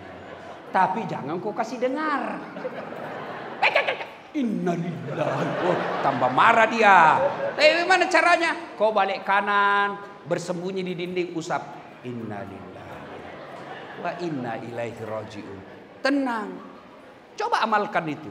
Kita dimarah-marah komandan. Jangan kau ucap di depannya, namutasi kok. Ya, sabar. Yang kedua, kata Allah, perbaiki sholatmu. Sini ada yang mewakili Kapolda, Kabaops, atau anulah Kapolres, Pak Wabub, ada komandan, ada ajudannya Pak toh? Bapak ada ajudan kan? Nah, coba kalau beliau panggil ajudan, itu ajudan dek, biar lagi duduk, langsung, siap komandan, biar ada canggoreng di mulutnya, tahu kocang goreng? Kacang. Siap. Iya toh? Iya Pak ya? Ajudan, siap komandan. Siap salah. Padahal ini ada pensiunnya, ada mutasinya. Begitu takutnya kita. Mana ada ajudan dipanggil, ajudan, tunggu dulu komandan. Diinjak lehermu. Ajudan, bapak ndak lihat saya sibuk. Tidak mungkin. Padahal beliau ada pensiunnya, ada mutasinya. Tapi begitu takutnya polisi sama komandannya. Lalu kenapa ketika Allah panggil, hayya 'alas shalah, sini kok sholat. Hayya 'alal falah, sini. Bapak ibu tahu enggak itu artinya hayya 'alal falah? Sini kok, perantau, sini kok, saya kasih kau apa yang kamu mau. Polisi, sini, saya kasih naik pangkatmu. Itu artinya hayya 'alal falah. Sini, saya kasih kau kemenangan. Itu artinya hayya 'alal falah. Tapi Allah panggil, sini. Apa jawaban kita? Tunggu. Tuhannya dia suruh menunggu. Kapolseknya tidak berani. Siap. Tuhannya tunggu. Disuruh tunggu dari subuh sampai isya tidak datang. Pantas 30 tahun kau jadi polisi, tidak bisa kau lepas dari kredit. Kau ketawa, baru kau semua ada kreditmu. Pak, Bu, mau hidup berjaya, miliki sholat. Siapa yang punya dunia? Siapa punya dunia? Allah. Saya kasih contoh. Saya datang ke Papua. Saya telepon Pak Kapolda. Pak Kapolda, siap Ustaz. Saya lagi di apa tadi? Sentani. Ya toh? Saya di Bandara Sentani nih Pak Jenderal. Saya mau keliling-keliling cari orang Bugis jalan-jalan. Oh baik Pak Ustadz, cuma ada masalahku. Apa masalah Ustadz? Tidak ada mobil. Waduh kata Kapolda, waduh saya lagi di Jakarta ini Ustadz. Tapi tidak usah cemas susah, aman. Kapolda telepon ajudan. Ajudan, siap Jenderal. Itu ada Ustadz Dasad di bandara, bawakan mobil. Full tangki, jangan lupa kasih pembeli oleh-oleh. Siap Jenderal. 30 menit kemudian datang ajudan. Izin, Ustaz. Ini ada mobil dari Pak Jenderal.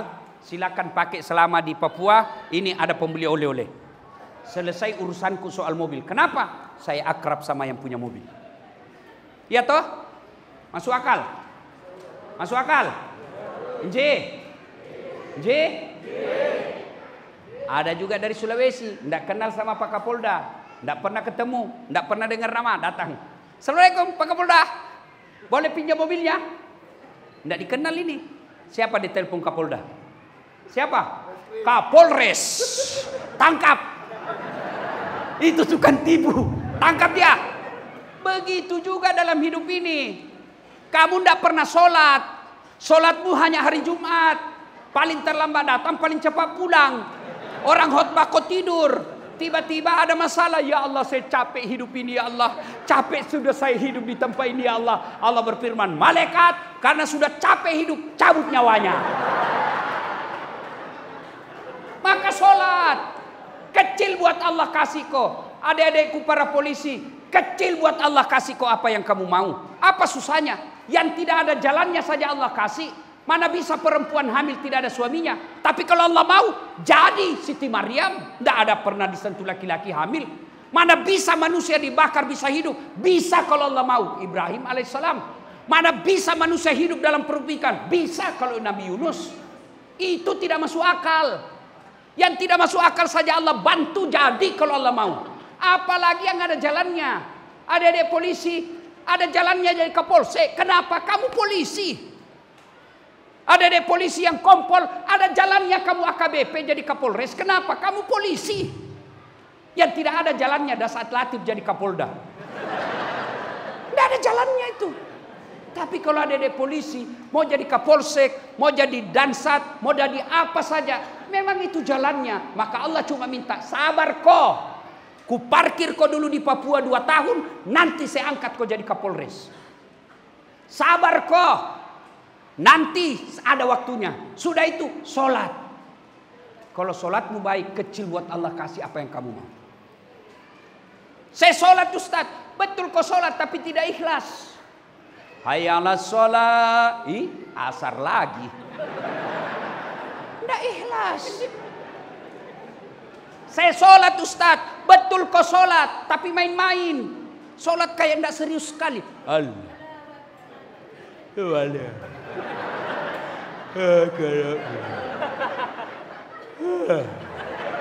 Siapa ajar kau sholat begitu? Sholat Ustaz, kau sholat tapi tidak serius. Allahu Akbar. Siapa ajar kau sholat mak keju-keju? Allahu Akbar. Ini sudah tahiyat atau belum? Maka sedulur-sedulur, jauh-jauh merantau di sini kalau kau tidak sholat, itu yang saya istilahkan lapar sekali. Lalu beli nasi bungkus. Setelah punya nasi bungkus, nasinya dia buang, bungkusnya dia makan. Itulah yang disebut jauh dari Jawa, jauh dari Sumatera, jauh dari Sulawesi, jauh dari Ternate, datang merantau ke sini cari uang, sampai di sini tidak sholat. Itu yang saya istilahkan cari makan, dapat nasinya, nasinya dia buang, bungkusnya dia makan. Sholat. Kalau sholat, Allah kasih apa yang kamu mau. Ya, ibu bapak saudara-saudara sekalian, banyak yang ingin kita sampaikan, tapi waktu jualah yang membatasi kita. Pesan, kenapa? Terus. Kok kira saya tukang parkir? Terus tas ini. Ya, nah, kita datang lagi ke sini nanti selesai pilkada. Nah, kita doakan Pak Kapolda sehat walafiat. Kita doakan beliau terwujud cita-citanya. Pilkada di tanah Papua damai. Sudah pilkada kita datang lagi insya Allah. Nah, bersyukur kepada Allah ada Kapolda kita yang bisa mendatangkan Ustadz Das'ad. Bukanlah perkara yang sombong, bukan perkara mengada-ngada, tidak gampang untuk mendatangkan saya Pak. Bukan karena saya pilih-pilih, tapi memang ngantri acara. Banyak yang ngantri acara Pak. Tapi karena saya suka Pak Kapolda, beliau orangnya santun, beliau orangnya baik, dermawan, dan yang paling penting lagi seakidah dengan kita.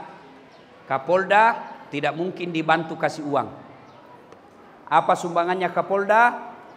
Memberikan pengamanan kepada rakyat Papua. Itulah sumbangannya. Sumbangannya bapak-bapak polisi menjadi pengayom, pelindung dan pelayan masyarakat. Dan spesial sumbangan Pak Polisi hari ini mendatangkan tablik akbar Ustadz Das'ad Latif. Pesan khusus, jaga kedamaian dan ketentraman tanah Papua. Karena kalau tanah Papua damai, maka yang menikmati kedamaian itu orang-orang yang hidup berdiri di tanah Papua. Tapi kalau Papua ini ribut, maka yang pertama rugi dan mengalami kerugian besar bukan orang yang ada di Jawa, bukan orang di Sulawesi, tapi orang-orang yang berdiri di tanah ini. Maka kita punya kewajiban untuk menjaga kedamaian dan ketentraman. Bersama-sama kita membangun tanah Papua supaya tanah Papua bisa sejajar dan semartabat dengan negeri-negeri yang lain, provinsi yang lain ada di Indonesia. Caranya, jaga kesatuan, pelihara sholat dengan sebaik-baiknya, insya Allah banyak berdoa, Allah memberikan, walau anna ahlal qura amanu wattaqau lafatahna alaihim barakatim minas samai wal ard. Maka kata Allah, aku turunkan keberkahan dari langit dan keberkahan dari dalam tanah. Demikian, mudah-mudahan ada manfaat. Lebih dan kurangnya mohon dimaafkan. Usikum wa nafsi bitaqwallah, fastabikul khairat. Assalamualaikum warahmatullahi wabarakatuh. Pak Ketua, ya, bagaimana kalau kita sogok perempuan?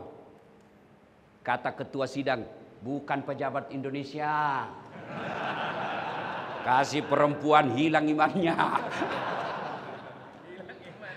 Kalau begitu, sogok dia, kasih duit. Ada lagi ketua bilang, enggak, bukan pejabat Indonesia. UUD, ujung-ujungnya duit. Kalau begitu, kasih jabatan. Bukan bangsa Indonesia, sogok jabatan, hilang imannya. Kalau begitu kita apain? Ada yang usul. Bunuh saja. Tapi dia kan punya marga. Kalau kita bunuh, pasti Bani Hasyim keberatan. Ada lagi yang usul. Begini, kita keroyok. Semua suku yang ada di Mekah kita kumpulkan algojonya, kita kumpulkan jagoannya. Supaya kalau Bani Hasyim keberatan, dia berhadapan dengan semua suku. Gimana? Setuju? Setuju. Oke, ini kesimpulan rapat. Besok malam Muhammad kita terjang. Kita sergap, bunuh rame-rame. Tapi ini hasil rapat, jangan sampai bocor. Siapa yang bocorkan, kita penggal kepalanya. Bubar rapat. Ada peserta rapat cerita sama istrinya. Bu, saya baru ikut rapat. Tapi ini rahasia ya, rahasia. Jangan ngomong-ngomong. Jangan kok ngomong-ngomong, rahasia. Apa Pak? Muhammad besok malam mau dibunuh. Tapi yang ngomong-ngomong, aman Pak, tidak ada masalah. Ini ibu besok ke pasar. Rahasia. Jangan ngomong-ngomong. Itulah sebabnya dari dulu kalau perempuan dikasih rahasia negara pasti bocor. Insya Allah kita tidak akan mati dalam keadaan berzina. Amin. Insya Allah kita tidak akan mati dalam keadaan mabuk.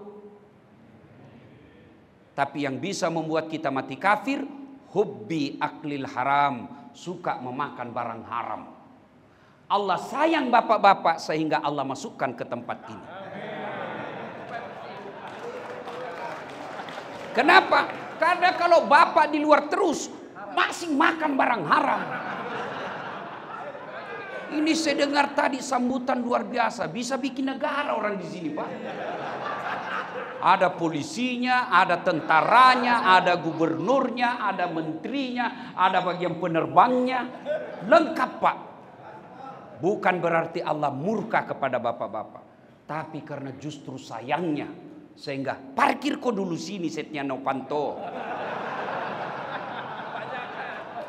Kau parkir dulu di sini. Supaya apa? Bisa kamu mati dalam keadaan Islam.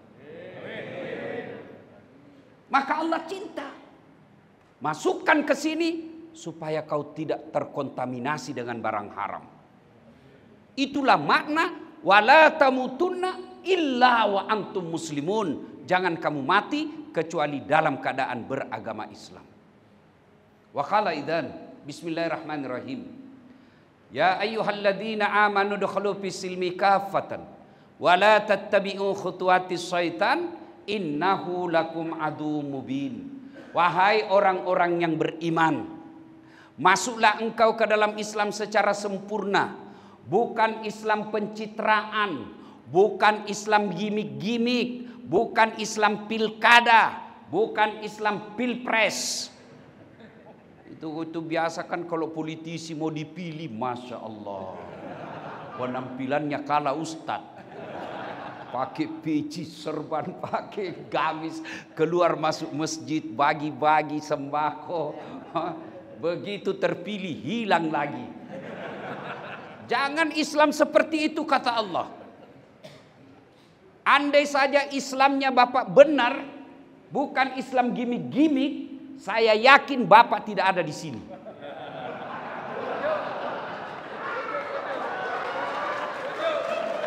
Cuma karena Islamnya waktu mau dipilih kepala daerah, bagi-bagi kartu nama. Pilih saya, sama-sama kita orang Bugis. Ada masalahmu, telepon saya 24 jam siap terima telepon. Begitu terpilih dia ganti nomor HP-nya. Jangan Islam seperti itu kata Allah. Islamlah secara benar. Dan janganlah engkau ikuti langkah-langkah setan, karena sesungguhnya setan itu musuh yang nyata bagi kalian. Musuh kalian bukan tentara, musuh kalian bukan polisi, musuh kalian bukan aparat, musuh kalian bukan pemerintah, musuh kalian adalah setan, di mana setan itu musuh yang nyata bagi kalian kata Allah. Dan Bapak pikir ketika Bapak mendengarkan saya akan datang, setan tidak goda, dia goda kita Pak. Tidak usah kau datang, tidak usah kau datang, lebih kau tidur di dalam ruangan. Tidak usah kau datang, tidak usah kau datang, kau sudah tahu juga ceramahnya. Itu bisikan setan. Alhamdulillah Bapak bisa hadir di tempat ini. Apakah setan bernyerah ketika Bapak duduk di sini? Tidak, dia goda lagi kamu. Tidak usah dengar ceramah. Pegang HP-mu, pegang HP-mu. Orang yang pegang HP gila, itu kena godaan setan. Tidak pegang HP tapi diajak temannya ngomong. Itu setan dalam bentuk teman sekamar. Maka Allah katakan jangan kau ikuti langkah-langkah setan. Karena sesungguhnya setan itu musuh yang nyata bagi kalian. Wa qala idzan bismillahirrahmanirrahim. Innallaha wa malaikatahu yusalluna 'alan nabi. Ya ayyuhalladzina amanu sallu 'alaihi wa sallimu taslima. Sesungguhnya Allah dan para malaikatnya bersalawat kepada Rasulullah Muhammad sallallahu alaihi wasallam, maka wahai orang-orang yang beriman, bersalawatlah kalian kepada Rasulullah dengan sebaik-baik salawat. Salatullah salamullah ala toha rasulillah. Salatullah salamullah ala yasin Habibillah. Tawassalna bi bismillah wa bil hadi rasulillah wa kulli mujahidi lillah bi ahlil badri ya Allah. Terima kasih. Coba diamalkan Pak. Ketika Bapak gundah gulana, mengingat anak di luar, dapat informasi istri ketemu mantannya. Kan itu tekanan jiwa Pak. Depresi kita. Nggak usah ngamuk. Nggak usah mana telepon, mana video call. Nggak usah. Salawat kepada Rasulullah. Seolah-olah ada Nabi di depan kita. Kita curhat. Ya Nabi salam alaik. Ya Rasul salam alaik. Ya Habib salam alaik. Salawatullah alaik. Pasti tenang. Ibu bapak saudara-saudara sekalian, teristimewa yang kita hormati, Bapak Kalapas dan bapak-bapak yang ada di depan kita, Abang Doni Alex Nurdin, Pak Setia Novanto, bertahun-tahun saya tidak melihat beliau, ketemu hari ini ternyata masih cakep. Masya Allah. Bapak Ibu saudara-saudara sekalian, kita cerita hijrah. Sebelumnya secara hijrah kita cerita, saya mau tanya. Bapak-bapak mau enggak saya kasih iPhone 15 1 tera, pulsanya unlimited? Mau? Mau? Diizinkan untuk dipakai? Mau? Tapi begitu saya kasih Bapak langsung tuli. Mana yang mau tadi? Mana yang mau? Mana yang mau? Untuk apa handphone kalau sudah tuli? Berarti yang mahal bukan handphone. Yang mahal telinga. Allah kasih gratis. Dan hebatnya lagi telinga ini tempatnya proporsional. Apa Bapak pernah bayangkan bagaimana seandainya telinga satu di bawah ketek? Halo Pak Kalapas ya, di mana Bapak? Oh iya dia ada di sini. Iya toh? Maka kita ucapkan alhamdulillah. Bapak-bapak, ini kamera saya bukan mutakabur, ini supaya kita gampang memahami. Ini kamera saya mahal, di atas 100 juta. Telenya juga agak mahal. Tapi apakah ini yang hebat? Bukan. Biar Bapak punya uang beli kamera 200 juta, tidak cukup. Bapak harus tahu ilmunya menggunakan kamera. Tapi apakah ini yang mahal? Bukan. Apa yang mahal? Mata. Biar ada kamera, kalau tidak ada matamu mau apa? Ya, hebatnya lagi nih Allah mata pakai kasih kita ini mata. Allahu Akbar, autofokus. Tidak perlu Bapak utak-atik. Begitu buka, Kalapas. Tidak perlu Bapak, siapa ini ya? Hebatnya lagi di mata, dia bisa bedakan mana istri, mana tetangga. Coba bayangkan kalau tidak bisa dibedakan Pak. Waduh, tertukar-tukar istri.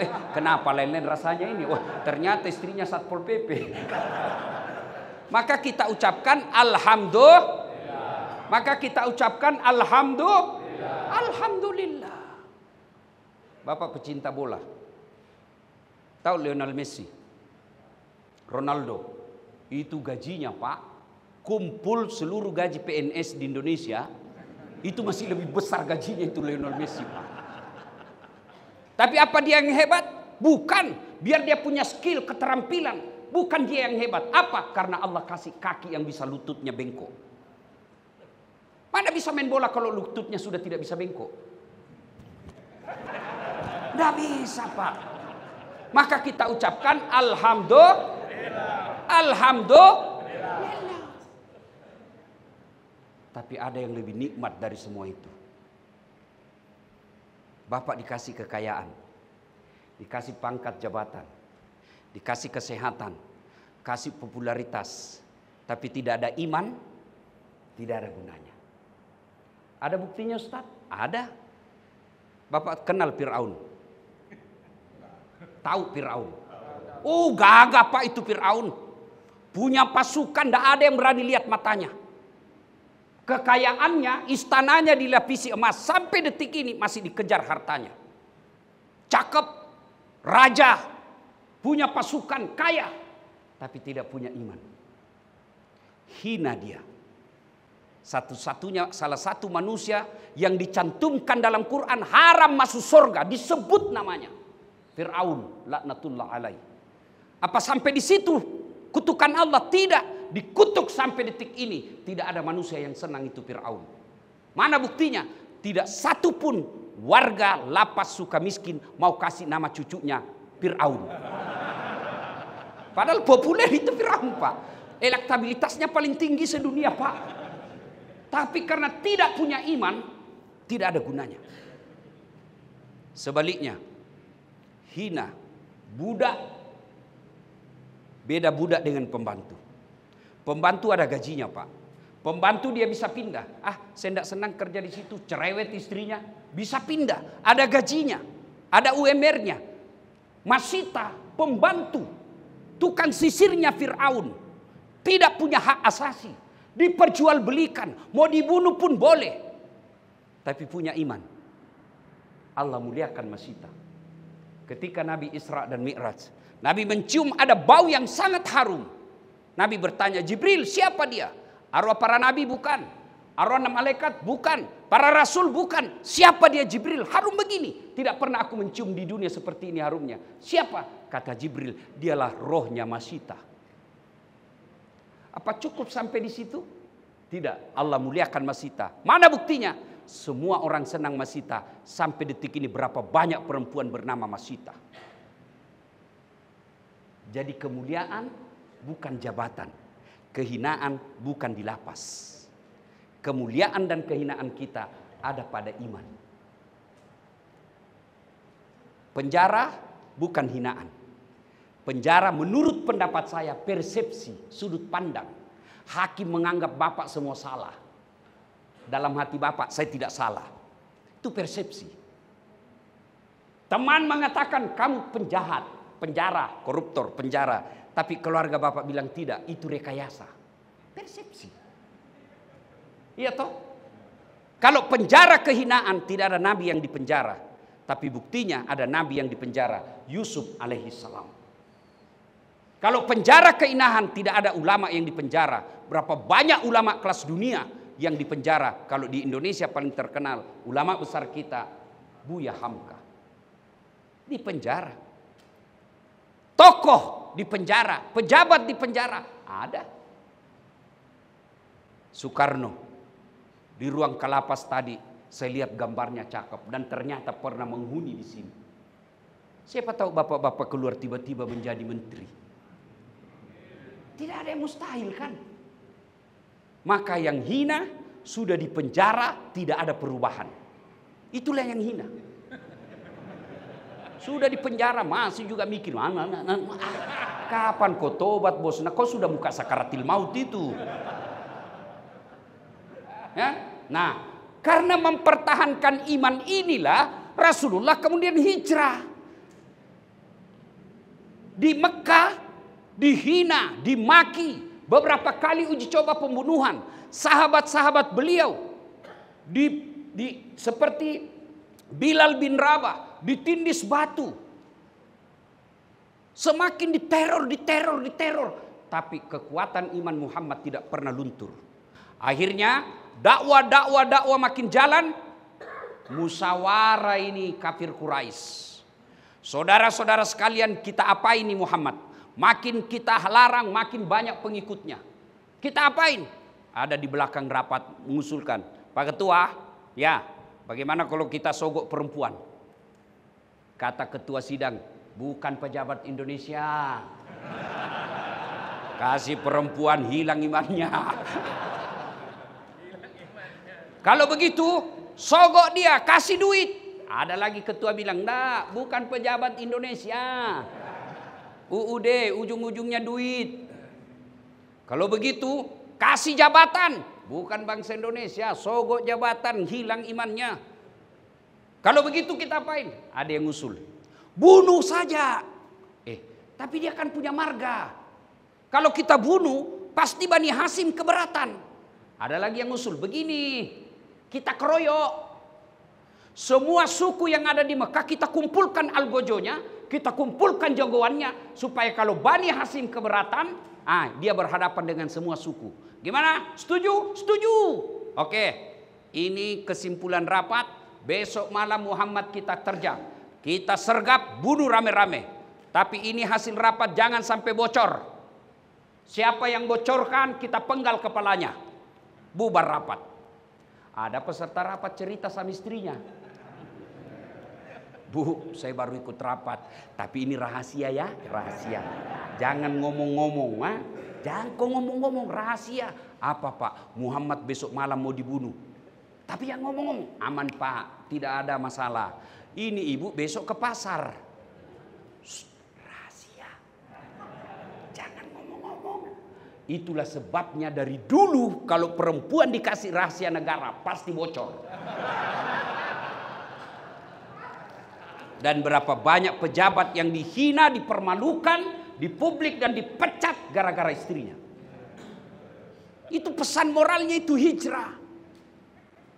Coba lihat perempuan, tukang gosip kan. Ikut pengajian aja begini masih gosip. Ada temannya masuk, dia lihat dari ujung kepala sampai ujung rambut. Dia enggak gosip tapi mukanya sinis. Apa? Kenapa? Gelangnya palsu. Oh, orang pakai gelang dia yang sibuk. Saya pun lewat ada yang gosip saya. Itu juga bajunya yang viral. Baju saya pun digosipnya. Maka pelajarannya, Bapak ada sahabat, kawan, keluarga yang jadi pejabat, sampaikan. Jangan kau sebutkan rahasia negara kepada istrimu. Pasti bocor. Nah, bocorlah soal itu. Dikepunglah rumahnya Rasulullah Muhammad SAW. Semua orang, algojo dari semua suku, ya kira-kira kalau di Indonesia, kalau tentara Kopassus lah kira-kira, atau Densus, kepung rumahnya. Sejarah menjelaskan, biar kucing kalau lewat pasti ketahuan. Nabi diperintah Allah, "Muhammad, kau baca ini ayat." Ada yang hafal ini ayat? Ada? Ada? Bismillahirrahmanirrahim. "Wa ja'alna min baini aidihim saddan wa min halfihim saddan fa agasainahum fahum." Di depan mereka, di belakang mereka, kiri kanan mereka, seolah-olah ada dinding sehingga Muhammad lewat tidak ada yang lihat. Ini yang dia baca mahasiswaku kalau ada polisi lalu lintas rahasia. Begitu dia lihat polisi lalu lintas, dia lewat, datang ke saya, dia bilang, "Ustaz bohong-bohong." Kan aku bilang, saya baca ini ayat kok saya ditilang Ustaz. "Memang kenapa kok ditilang? Saya tidak pakai helm." "Kau yang beleng-beleng." Pasti dilihat, itu polisi juga hafal itu ayat. Ini juga yang dia baca bapak-bapak kalau terlambat pulang takut ketahuan istrinya. Lewat Rasulullah tidak ada yang melihatnya.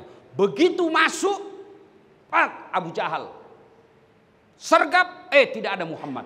Siapa yang didapati di tempat tidurnya Muhammad? Ali bin Abi Thalib. Ditarik lehernya Ali bin Abi Thalib. Abu Jahal berkata, "Aina Muhammad? Mana Muhammad? Mana Muhammad?" "Saya juga tidak tahu, saya baru bangun ini." Ternyata Nabi sudah lewat. Begitu kecewa dan sakit hatinya Abu Jahal, dia keluar, dia bikin pengumuman. Ayuhan nas, wahai penduduk Mekah, siapa yang mendapati Muhammad dalam keadaan hidup atau mati, saya kasih hadiah 100 ekor onta betina hamil. Karena zaman dulu betina, onta kalau hamil beda harganya. Onta betina tidak ada suaminya hamil. Namanya juga onta, Pak. Tapi sekarang banyak perempuan mau saingan sama onta. Hamil tidak ada suaminya, gini bele. Sudah, kejar. Seluruh pencari jejak mengejar Rasulullah. Rasulullah bersembunyi di Gua Zur. Didapat oleh Abu Jahal, Abu Lahab dan kawan-kawannya. Bersembunyi Rasul di Gua Zur. Diintipnya itu Gua Zur. Abu Bakar bersama Nabi di dalam. Apa kata Abu Bakar? Kalau bahasa Makassar, ai mati maki ini didapat mi. Itu tadi MC. Kalau makan ikan, dia bilang kan, kenapa itu orang Bugis kalau bicara selalu kelebihan G? Saya bilang itu Bugis pinggiran. Kalau saya Bugis modern.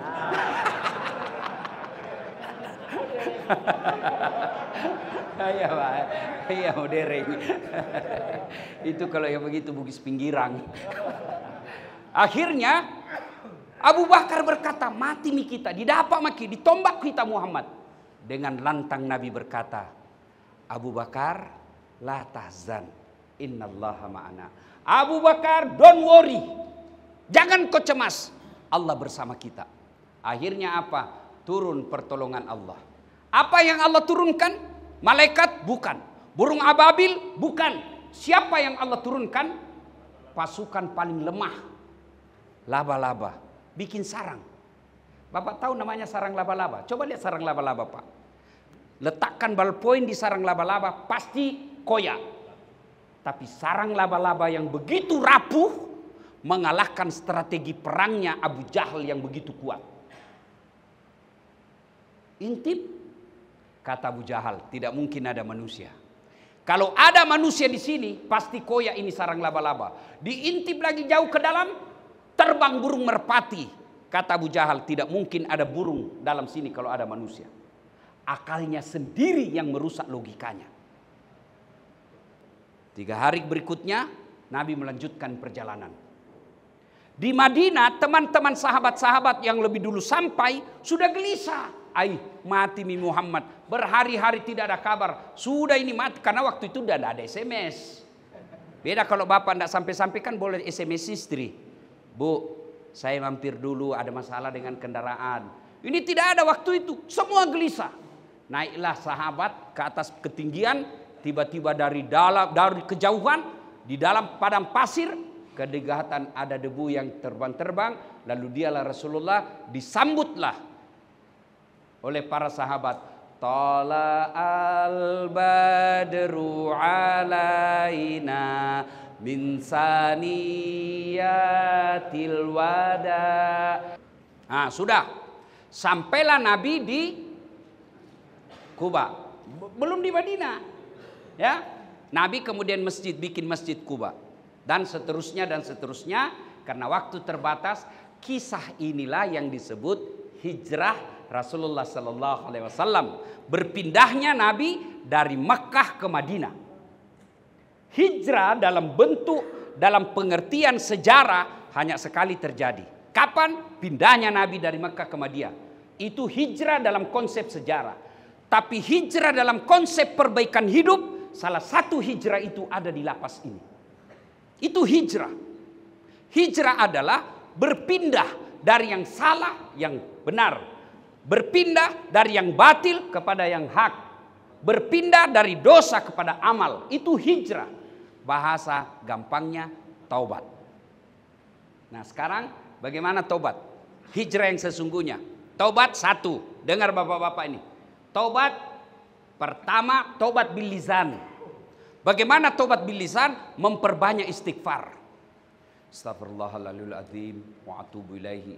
La ilaha illa anta Subhanaka inni kuntu minadh-dhalimin. Terlalu panjang Ustaz, yang pendek saja. Astaghfirullahaladzim azim wa atubu ilaihi. Astaghfirullahaladzim azim wa atubu ilaihi. Masih panjang Ustaz, pendekkan lagi, cukup astagfirullah, astagfirullah, minimal astaghfirullahaladzim azim. Supaya berbekas di hati, ucapkan istighfar dengan sebaik-baiknya. Jangan tidak jelas. Astagfirullahaladzim, astagfirullahaladzim. Apa artinya itu? Sama kalau bapak bersikir di masjid kan biasa tidak jelas apa dia bilang. Kayak sikir kayak makan pisang goreng panas. Apa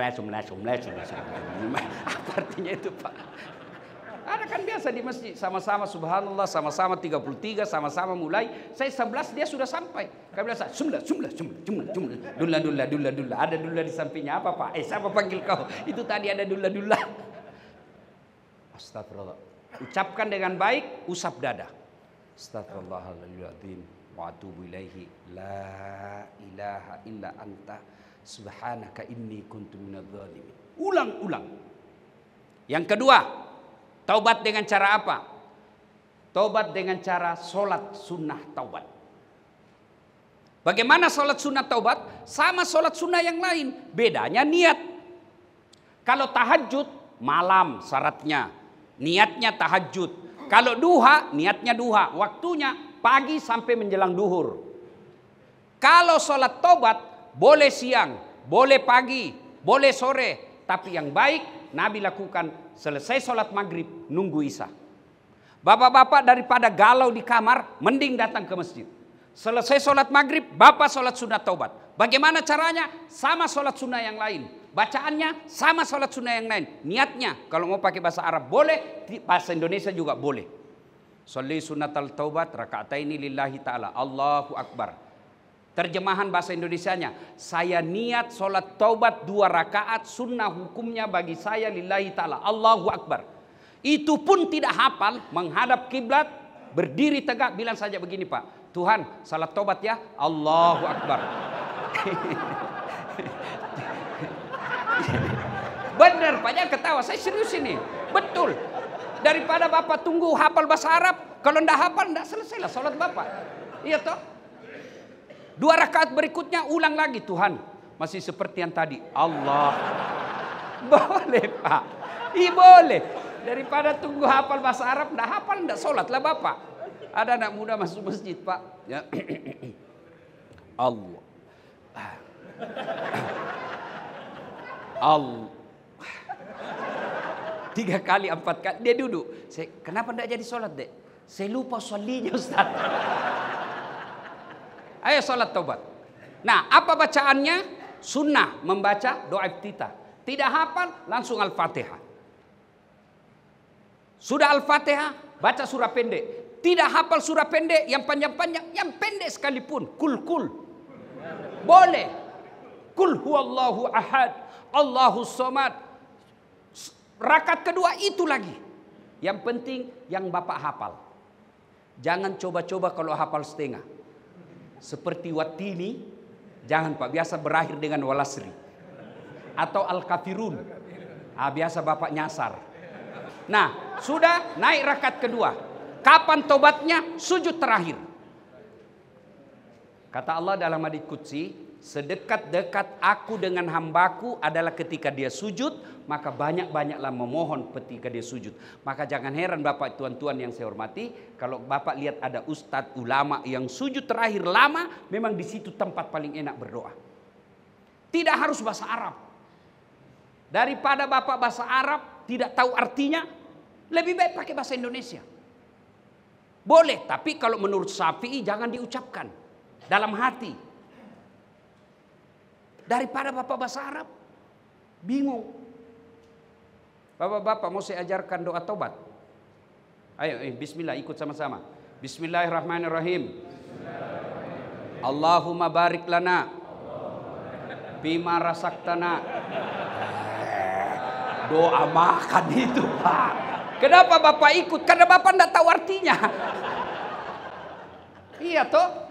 Maka tidak harus bahasa Arab. Nabi cuma katakan berdoa memakai bahasa ibu. Bahasa Sunda mangga. Bahasa Jawa monggo. Bahasa Inggris kalau Bapak tahu, silakan.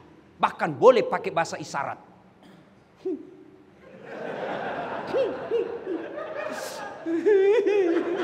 Allah tahu, dia bertobat. Oh, perempuan dia udah istri di rumah. Oh, suaminya kawin lagi. Boleh, silakan. Nah, pada saat sujud itu yang paling penting ini kalimat. Boleh Bapak contoh, boleh tidak. Boleh dengan kreativitas kalimat Bapak. Ya Allah, terimalah taubat hamba ini. Yang lebih penting ya Allah, berikan hamba kemampuan dan kesanggupan untuk tidak mengulangnya. Bahasa Arabnya, Rabbana la tusik qulubana ba'da is hadaitana wa hab lana min ladunka rahmah innaka antal wahhab. Kalau hafal itu, tidak hafal, boleh tadi bahasa isyarat saja. Yang penting ya Allah, berikan saya kesempatan untuk tidak mengulangnya. Itu yang paling penting. Karena tanpa hidayah biasa kita ulang lagi. Yang selalu saya istilahkan tobat ibu hamil.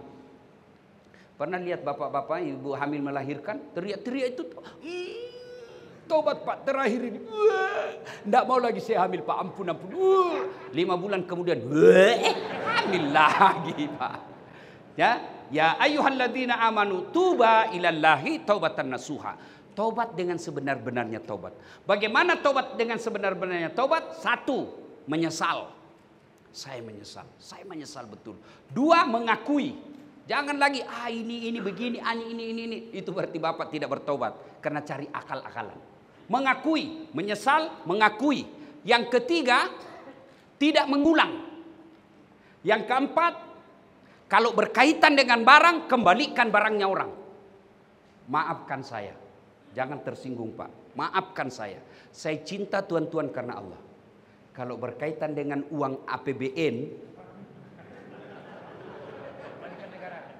kasih kembali Pak. Selama Bapak tidak kembalikan itu, Bapak disuruh pikul nanti di padang mahsyar.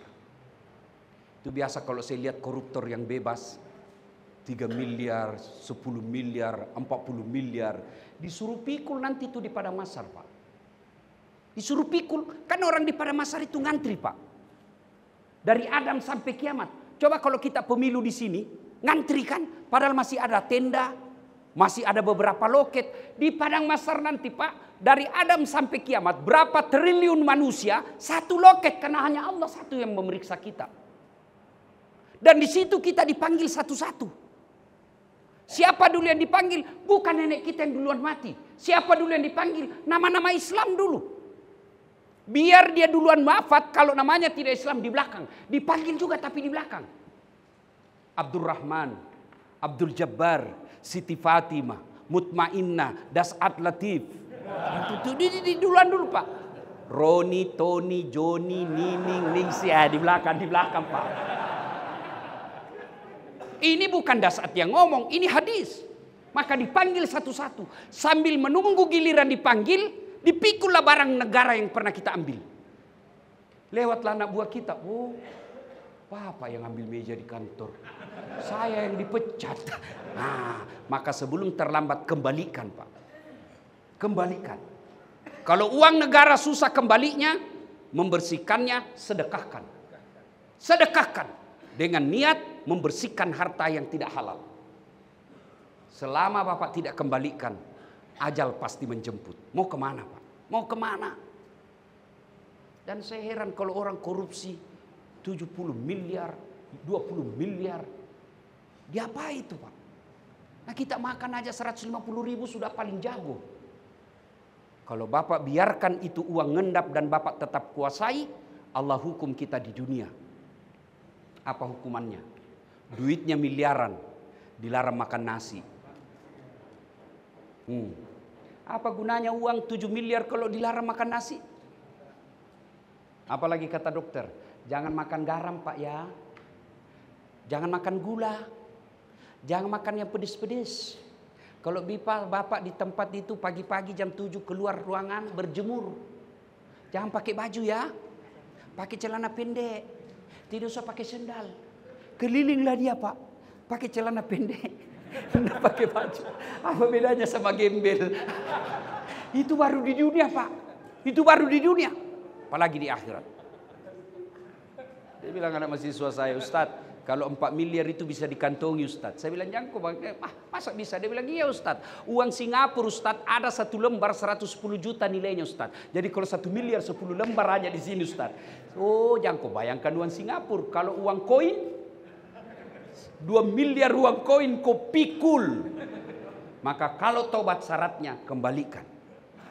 Dan sedekah itu tolak bala. Sedekah itu membersihkan jiwa. Sedekah itu menenangkan jiwa. Tidak ada orang Pak yang benci orang dermawan. Saya mau tanya bapak-bapak, senang kalapas yang pelit atau dermawan? Dermawan. Senang tetangga yang pelit atau dermawan?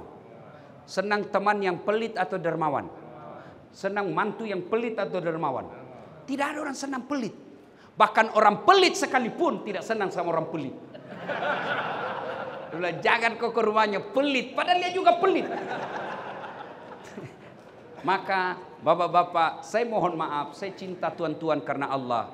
Kalau ada harta yang tidak halal bapak peroleh selama ini karena kehilafan, tobat, menyesal, mengakui, kembalikan, ganti dengan kebaikan. Apa ganti kebaikan itu? Berderma, bersedekah. Nah, bapak saudara-saudara sekalian, setelah di lapas ini bapak betul-betul bertobat, mengakui kesalahan. Apa janji Allah? Dengar Pak janji Allah. Innal ladzina amanu wal ladzina hajaru wajahadu fi sabilillahi ulaika yarjuna rahmatallahi. Kata Allah, sesungguhnya orang-orang yang hijrah bertobat itulah orang-orang yang betul-betul aku rahmati hidupnya dan aku mencintai mereka. Daripada di luar tetap maling, tetap mencuri hanya karena dekat dengan kekuasaan, tiba-tiba mati mendadak. Kalau bapak merantau ke Sulawesi, di Sulawesi tidak enak, ada pilihan? Ada, balik lagi ke Jawa. Bapak tidak disenang sama gubernur, ada pilihan? Ada, pensiun dini, selesai. Di lapas ini ada pilihan. Bapak masih bisa sholat, masih bisa ngaji, masih bisa Senin Kamis, masih bisa berjamaah. Tapi kalau masuk kubur ada pilihan? Ada pilihan Pak. Enggak enak keluar dulu. Begitu Bapak keluar pilar satu dunia. Maka sebelum segalanya terlambat, mari manfaatkan tempat ini. Memperoleh hidayah, mendekatkan diri kepada Allah Subhanahu wa taala. Saya ingin yakinkan sekali lagi, lembaga pemasyarakatan bukan kehinaan.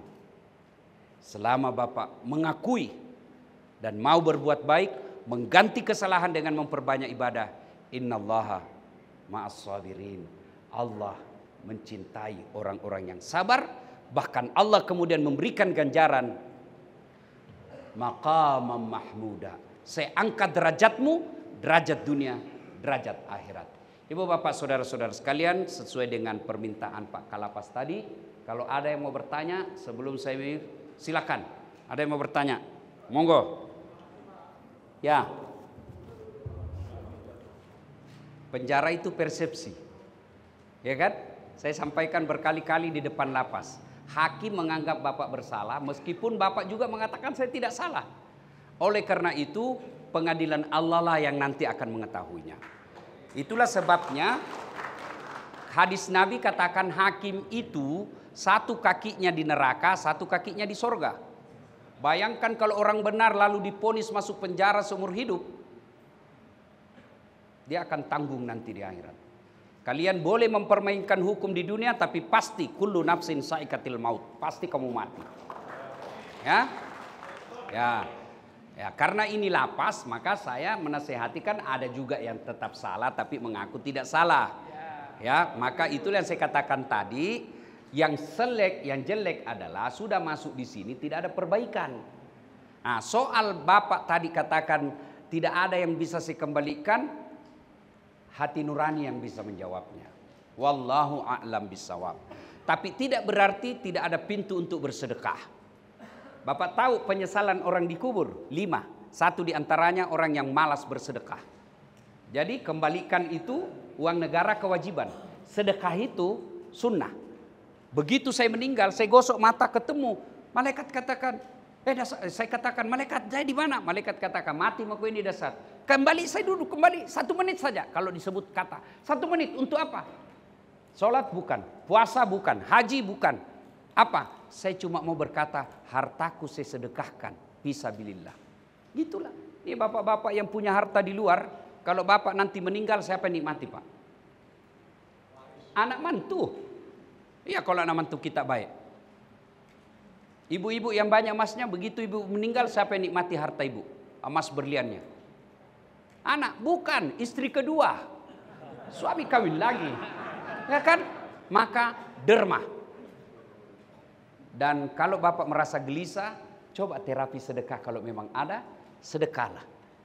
Mudah-mudahan hati bisa tenang. Ya, wallahu alam. Terima kasih Pak Agil. Saya akan sampaikan pada masyarakat ya.